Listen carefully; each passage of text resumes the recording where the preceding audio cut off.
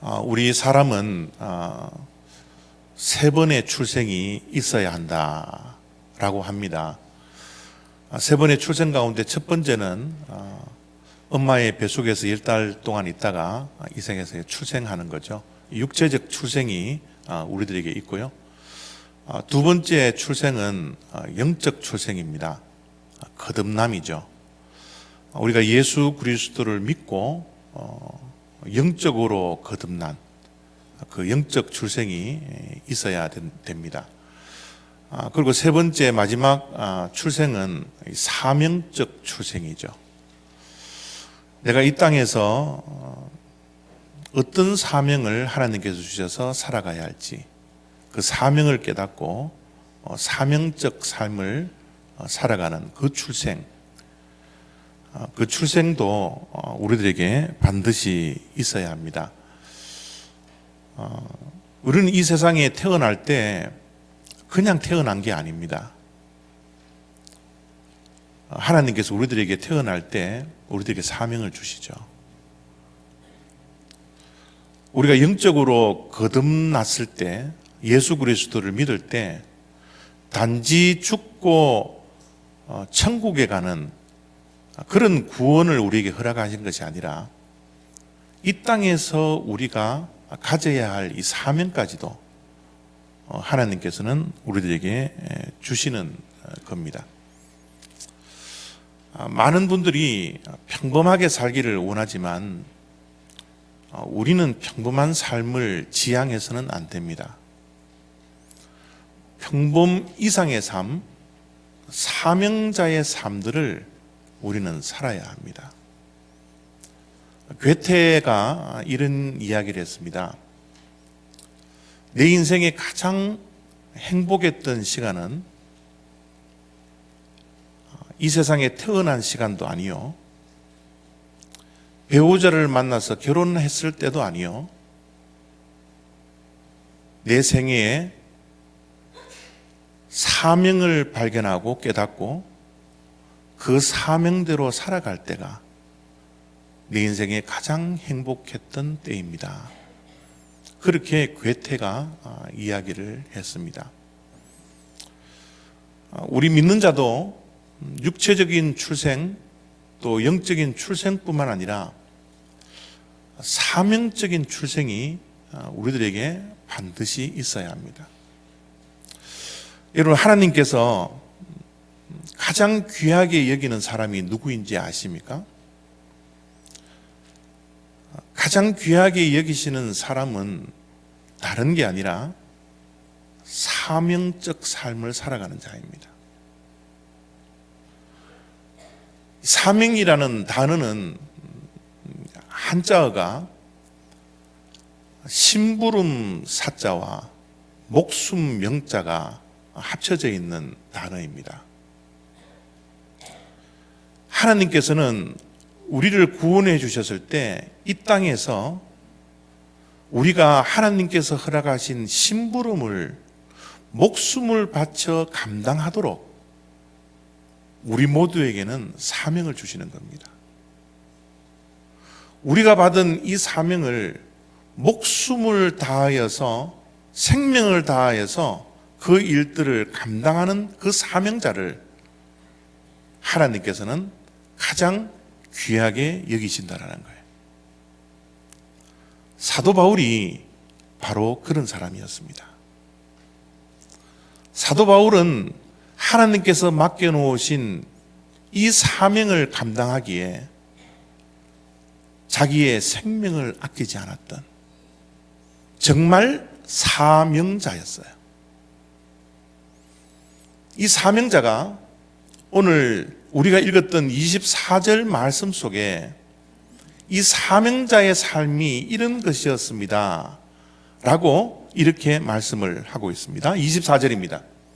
내가 달려갈 길과 주 예수께 받은 사명 곧 하나님의 은혜의 복음을 증하는 일을 마치려 하면은 나의 생명조차 조금도 귀한 것으로 여기지 아니하노라.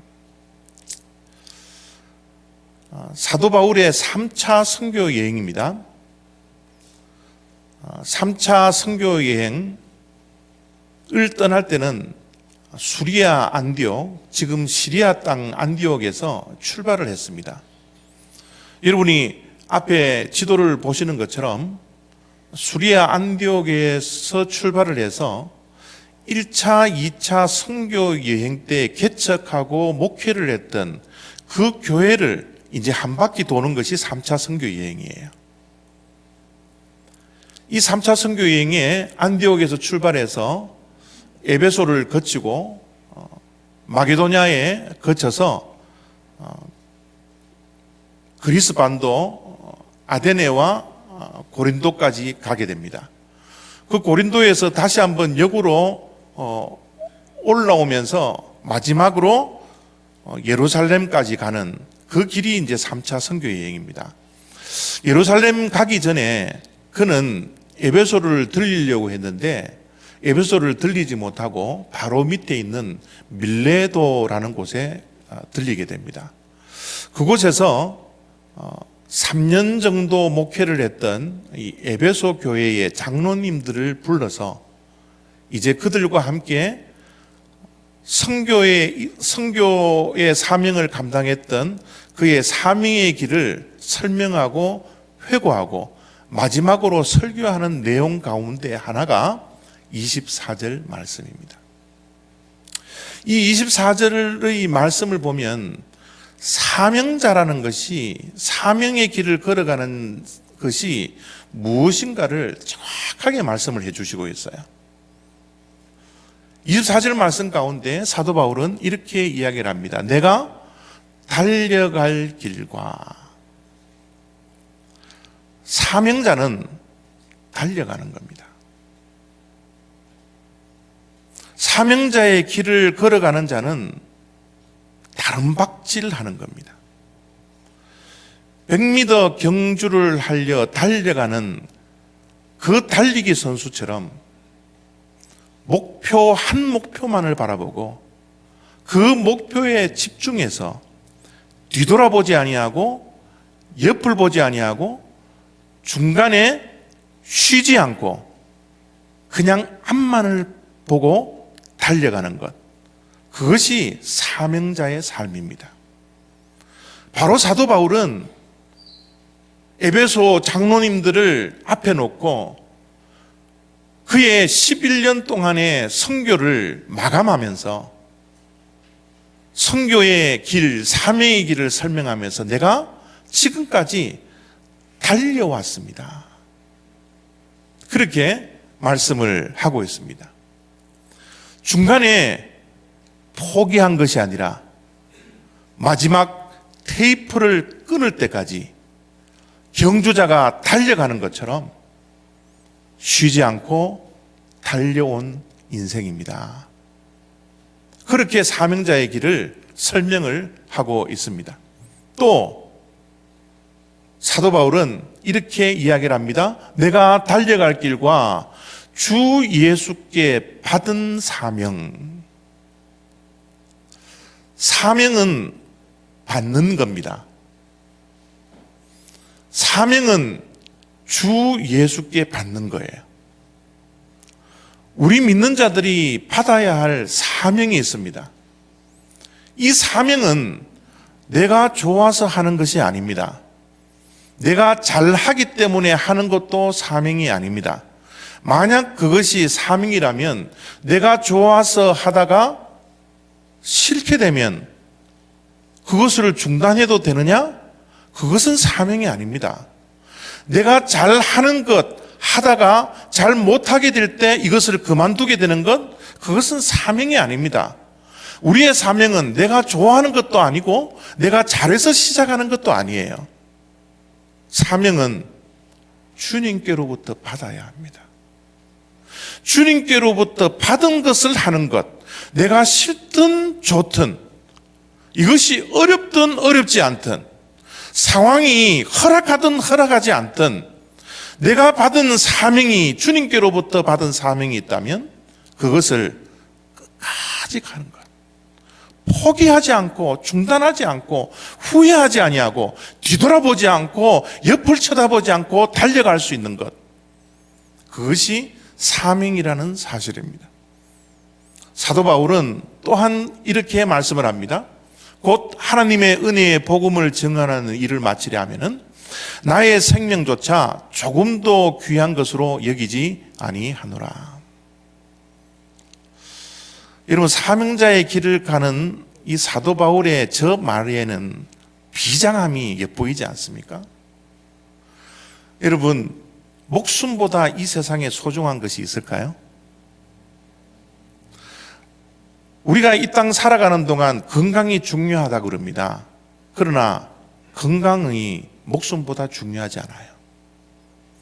우리는 이 세상 살아가는 동안 물질이 반드시 필요하고 물질의 소중함을 우리가 너무나 잘 알고 있습니다. 그런데 그 물질이 우리의 목숨보다 소중할까요? 우리의 명예가 소중합니다. 우리의 지식도 소중합니다. 우리의 스펙도 소중합니다. 우리의 부모도 소중하고 우리의 자녀도 소중하고 우리의 친구들도 소중하고 우리의 교회도 소중합니다. 그런데 이 모든 것이 목숨보다 더 소중할까요? 목숨보다 소중한 것은 이 세상에 아무것도 존재하지 않습니다. 그런데 사도 바울의 말씀을 들어보세요. 주님께로부터 받은 이 사명을 감당하는 일을 지금 마치려고 하는데, 이 마치는 사명길을 걸어왔는 내 인생을 돌아보니까 이 사명을 감당하기 위해서는 내 목숨을, 내 생명을 조금도 귀하게 여기지 아니했다라고. 목숨보다 더 소중한 것이 있는데 그것이 뭐라고요? 사명입니다. 주님께 받은 그 사명은 내 생명보다 더 소중한 것이었습니다. 이렇게 말씀을 하고 있는 것이죠. 사람은 무언가의 희생 없이는 아무것도 얻을 수 없습니다. 영어 속담에 no pain, no gain이라는 게 있습니다. 고통, 희생 없이는 결코 얻을 수 없다라는 거예요. 무언가를 얻기 위해서는 그에 상응하는 반드시 대가를 지불해야 된다라고 혹자는 말씀하고 있습니다. 사도 바울은 사명을 감당하기 위해서 대가를 지불합니다. 자기의 목숨을 내어놓았습니다. 자기의 목숨을 아끼지 않는 그 대가를 지불함으로써 사명자의 길을 걸어왔다라고, 사명의 길을 장로님들 앞에서 소회하고 있는 겁니다. 여러분, 이 세상에서 복 있는 사람이 누구일까요? 정말 여러분, 복 있는 사람이 되기를 원하십니까? 복 있는 사람은 다른 것이 아니라 복을 이어가는 사람입니다. 정말 복 있는 사람은 복 있는 사람입니다. 여러분, 우리가 인생을 살아가는 동안 우리의 인생의 가장 큰 복이 무엇입니까? 복음인 예수 그리스도이지 않습니까? 예수보다 더 소중한 것이 있습니까? 우리의 생명조차도 예수 그리스도를 위해서 드릴 수 있는 이 믿음이 우리들에게 요구하고 있지 않습니까? 그렇습니다. 복 있는 사람은 예수 그리스도를 이어가는 사람입니다. 복음을 이어가는 그 사람이야말로 이 세상에서 가장 복 있는 사람입니다. 사도 바울은 이 세상에서 가장 복 있는 사람 가운데 하나였습니다. 왜 사도 바울이 이 세상에서 가장 복 있는 사람이었습니까? 하나님의 은혜의 복음을 증언한 일을 이제 마치려고 하는 사명자의 길을 걸어왔기 때문에 그는 복인, 최고의 복인 복음 예수 그리스도를 잇는 사람이었기 때문에 그는 가장 행복한 사람, 가장 복된 사람인 것입니다. 저는 우리 올리브교회 성도님들 한 분 한 분도 이 복된 삶을 누리며 살아가는 주님의 아들, 딸 되어지기를 바랍니다. 복 있는 사람은 복 있는 사람입니다. 복을 이어가는 사람, 그 사람이야말로 가장 행복한 사람이라는 것, 명심하셔야 합니다. 사명자들은 최소한의 사명자로서의 마음가짐이 있어야 합니다. 자세와 태도가 너무너무 중요한데 사명자로서 가져야 하는 최소한의 자세, 사도 바울은 이렇게 19절 속에 말씀을 하고 있습니다. 곧 모든 겸손과 눈물이며 유대인의 관계로 말미암아 당한 시험을 참고 주를 섬긴 것과 사명자로서 가져야 할 최소한의 마음 자세 중에 가장 먼저가 뭡니까? 겸손이라는 겁니다. 그런데 오늘 사도 바울의 말 속에서 우리가 주목해야 할 단어는 겸손보다 모든이라는 단어에 주목을 하셔야 됩니다. 사명자의 길은 단순한 겸손한 삶이 아닙니다. 그런 마음의 자세가 아닙니다. 모든 겸손으로 사명자의 길을 걸어가야 된다는 거예요. 때때로 겸손하고 때때로 교만한 것이 아니라 항상 겸손한 모습으로 그 겸손의 자세로서 사명의 길을 걸어가야 된다는 거예요. 어느 만큼 겸손해야 합니까? 죽을 만큼 겸손해야 합니다. 예수 그리스도의 겸손을 보십시오. 예수 그리스도는 하늘의 보좌 그 영광을 버려버리시고 겸손하게 우리 인간의 몸을 입고 오셨습니다. 인간의 몸을 입고 오셨을 뿐만 아니라 이 땅에 사는 동안 제자들의 발을 씻기는 그 겸손함을 우리들에게 본을 보여주셨습니다. 그 겸손함을 보여주셨을 뿐만 아니라 십자가에 달려 죽기까지 하나님의 말씀 앞에 뜻에 순종하는 그 겸손함을 우리들에게 본을 보여주셨습니다. 사명자의 길을 걸어가고 있는 저와 여러분들의 삶, 겸손해야 되는데 언제까지 겸손하라고요? 죽기까지 겸손하라는 거예요. 이런 말이 있더라고요.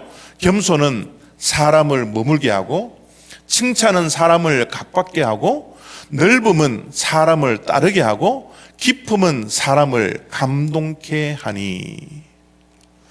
사명자의 길 홀로 갈 수 없습니다. 사명자의 길을 걸어가는 동안 항상 동력자가 있어야 합니다.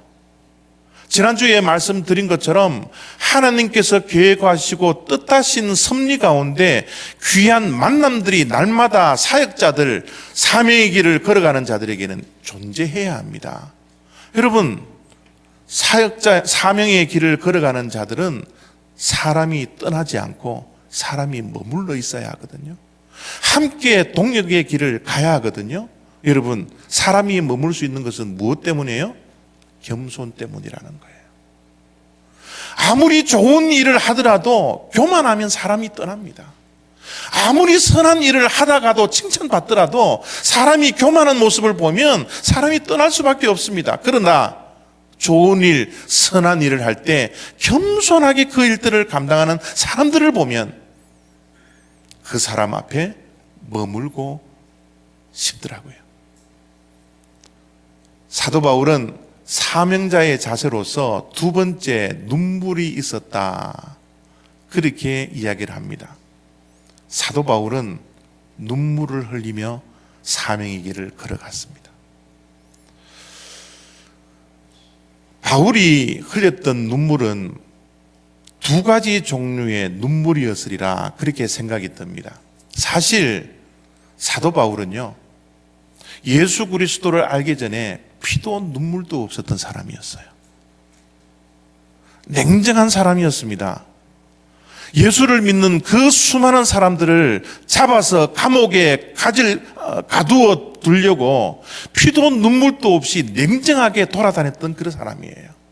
그러나 예수 그리스도를 만나고 그가 사명의 길을 걸어가는 그 동안에는 그는 항상 매일매일 눈물을 흘렸던 것 같습니다.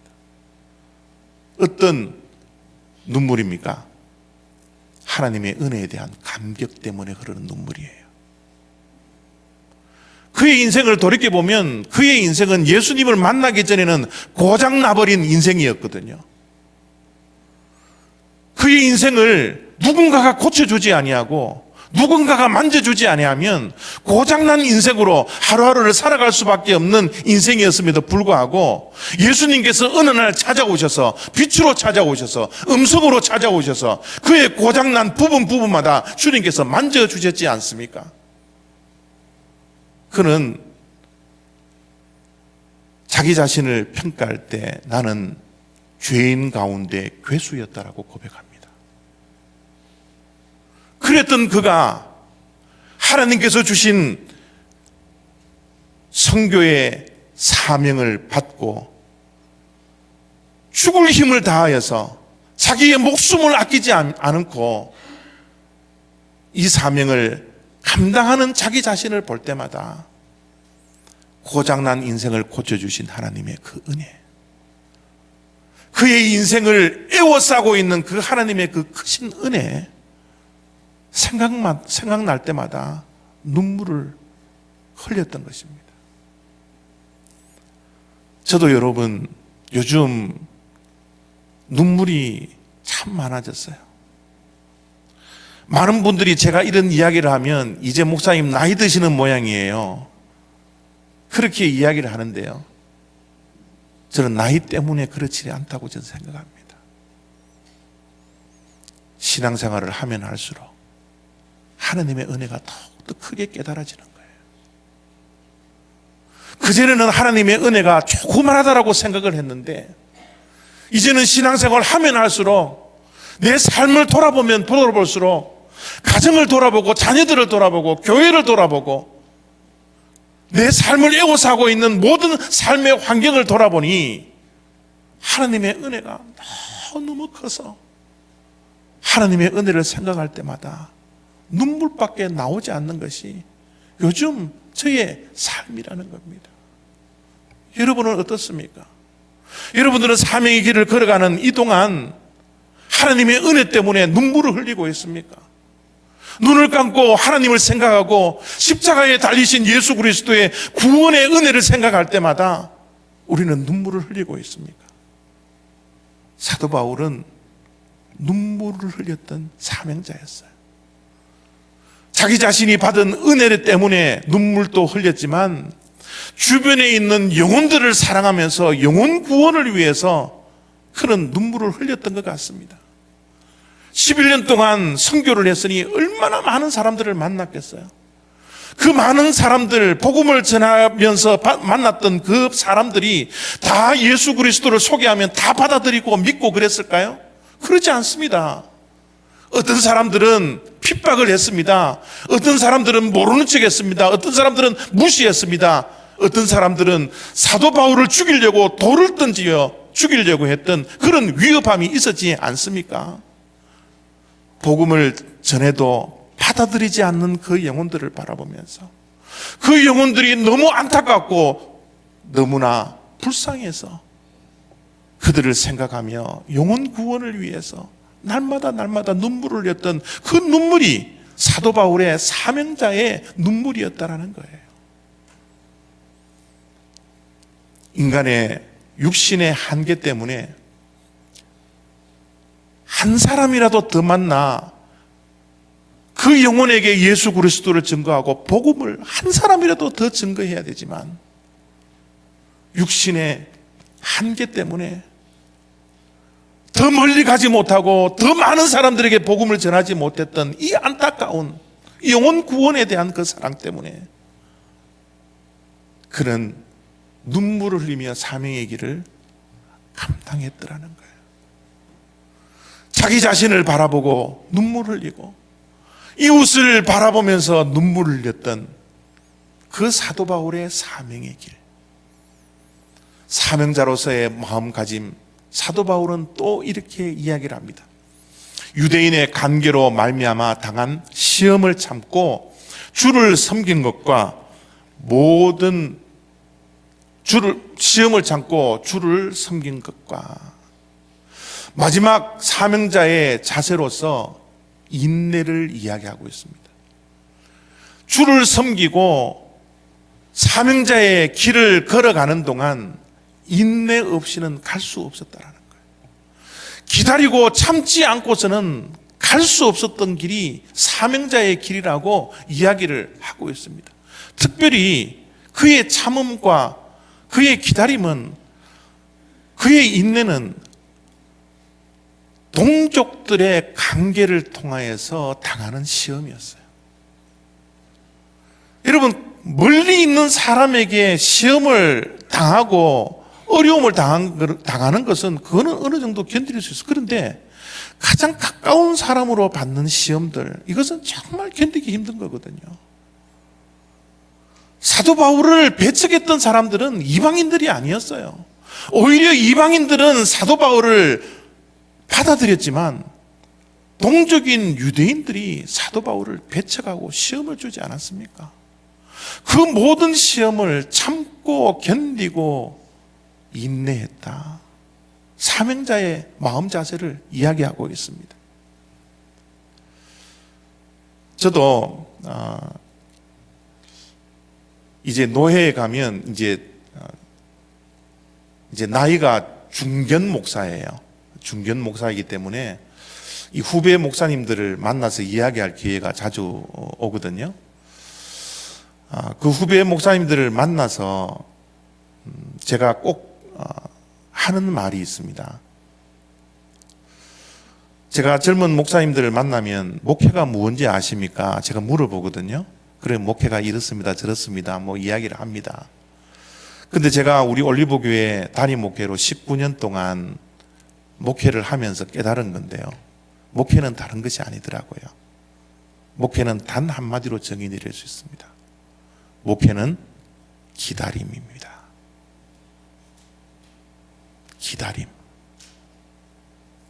농부가 씨앗을 땅에 뿌리고 열매가 맺어질 때까지 기다리는 것처럼, 인내하며 기다리는 것처럼, 목회는 말씀에 씨앗을 뿌리고 그 씨앗에 열매가 맺어질 때까지 평생 동안 기다리고 기도하고 눈물을 흘리며 참고,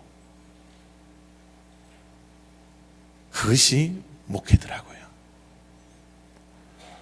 여러분, 우리 신앙생활 가운데 제일 어렵고 힘든 것이 무엇입니까?